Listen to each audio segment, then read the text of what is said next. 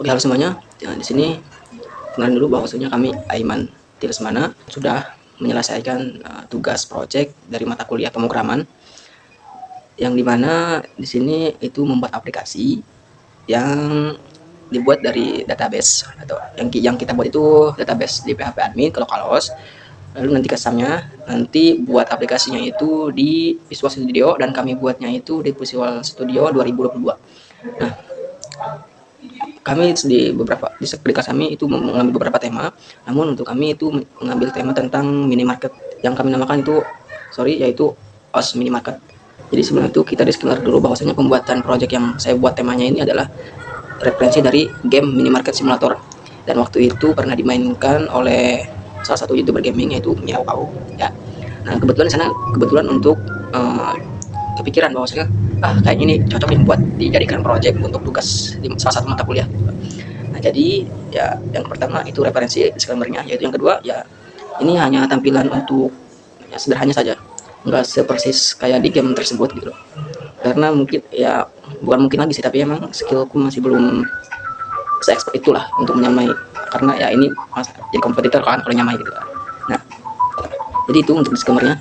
Jadi kita langsung menuju melihat aplikasi untuk hasilnya.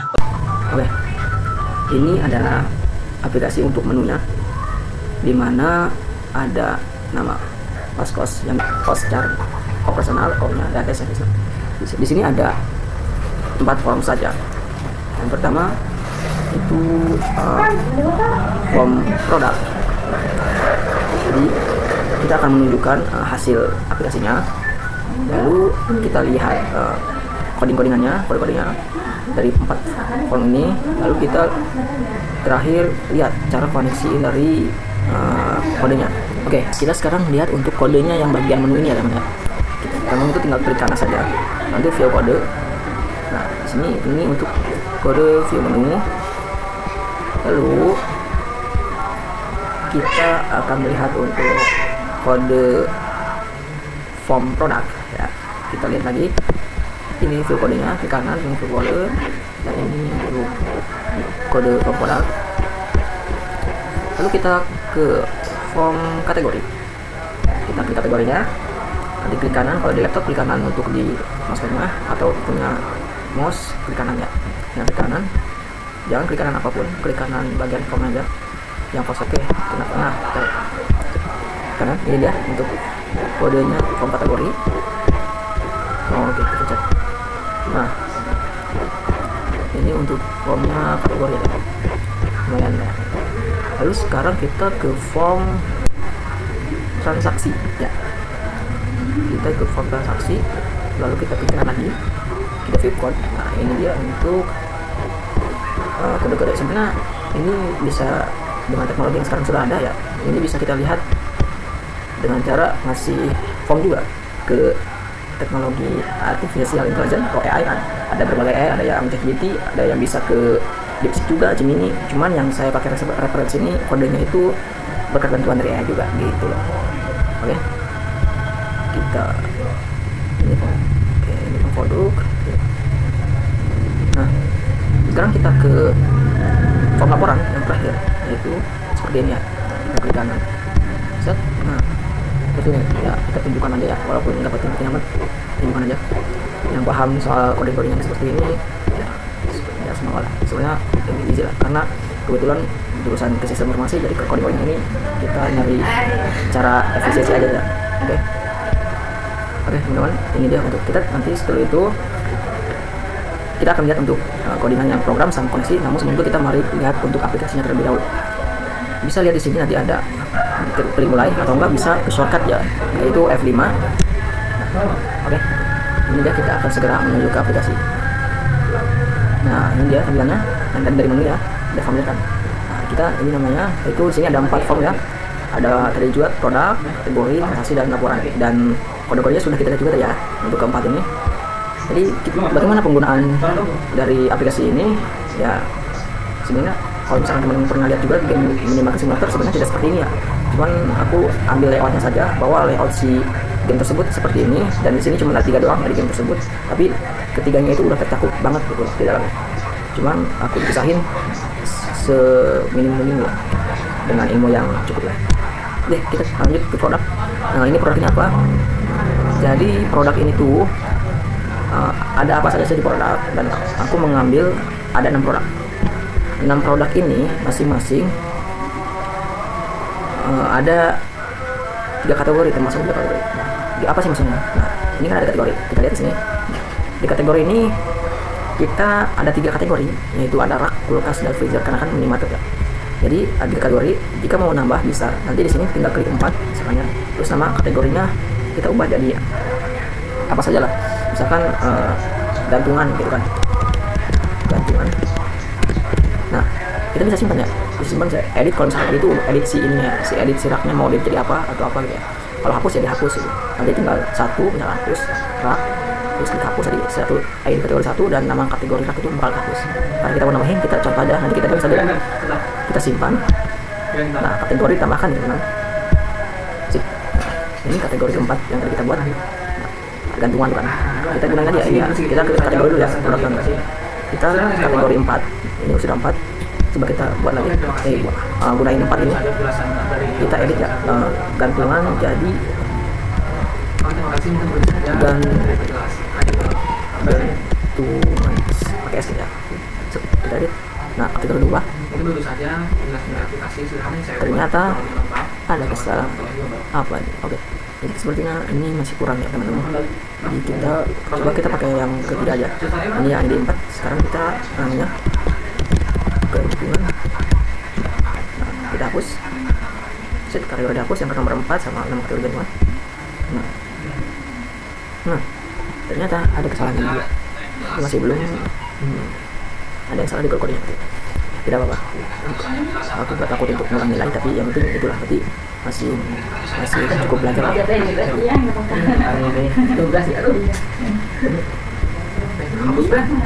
Sekarang kita ke produk aja ya.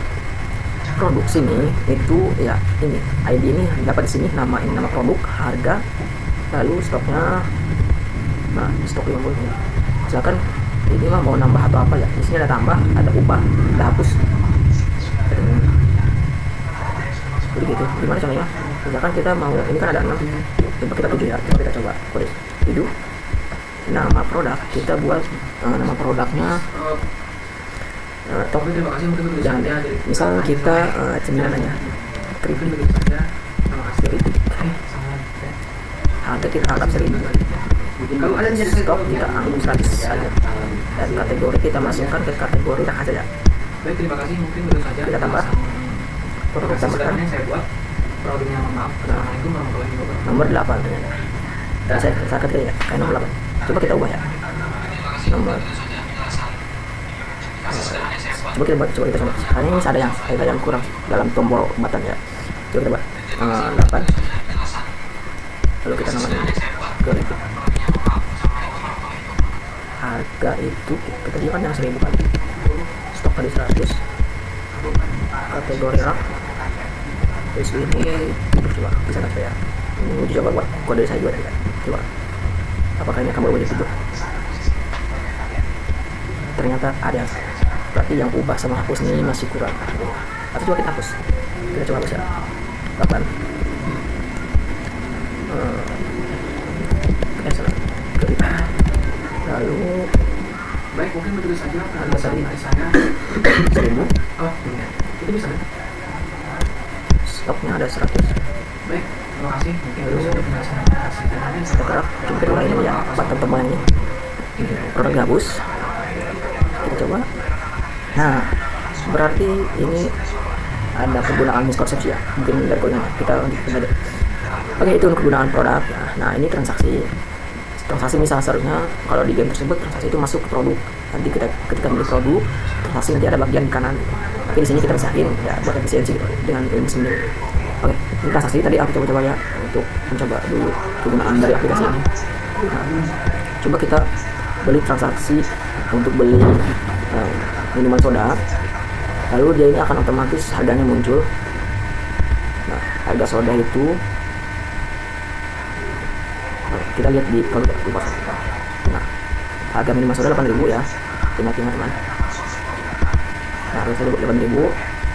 Ada stok 60.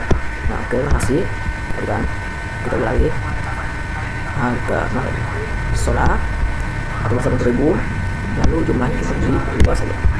Cuman kita di sini masih otomatis, mungkin di sini bisa di upgrade ya untuk totalnya, supaya kita tidak perlu hitung total secara manual. Nanti kita tinggal buat button lagi untuk itu, jadi kita hitung nanti akan muncul totalnya dari 2 jumlah ini dengan harga 80.000 gitu. Jadi kita ini dari 8 kali 2 16 jadi 100. Ada ini 160.000 udah ada lah. Lalu ini tanggalnya kita bisa setting aja, seharusnya ini nggak perlu dibuat ya. Kita ambil aja contoh tanggal 23, lalu kita simpan. Nah, muncul dengan soda sejumlah 2 dengan harga 160.000 dan tanggal 23. Nah, ini dia untuk penjelasan dari transaksi. Lalu kita ke laporan juga. Ini laporan ini untuk laporan dari transaksi ya. Jadi ini form untuk laporan transaksi. Jadi misal kita mau ambil contoh tanggal 23 saja ya. Lalu ini juga, jadi tanggal awal 3 kita ambil format yang tadi aja, yang beli minum soda. Lalu beli tanggal 23, nah 220.000. Nah ini yang tadi ya, coba kita filter. Nah jadi 160.000 ya yang tadi kita beli. Nah 60.000 tanggal 23. Ini untuk kegunaan filternya ini masih belum rapi ya, seharusnya ini sejajar lah ya.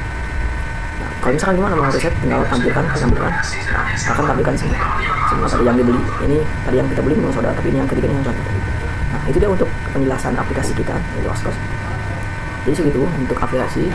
Jadi kita akan lihat untuk janji kita tadi, yaitu melihat program CS dan koneksi. Nah ini dia, ini untuk program CS nya, lalu kita koneksi ini seperti ini. Nah, jadi itu untuk penjelasannya kita dari untuk project pembuatan aplikasi ini. Tapi masih banyak kurangnya, masih banyak yang error, untuk kegunaannya masih belum se-efektif seperti game market simulator. Bisa masih di-upgrade untuk jikalau ingin di-upgrade. Jadi itu untuk kegunaannya. Terima kasih untuk yang telah mendengarkan. Saya cukupkan tanpa salah.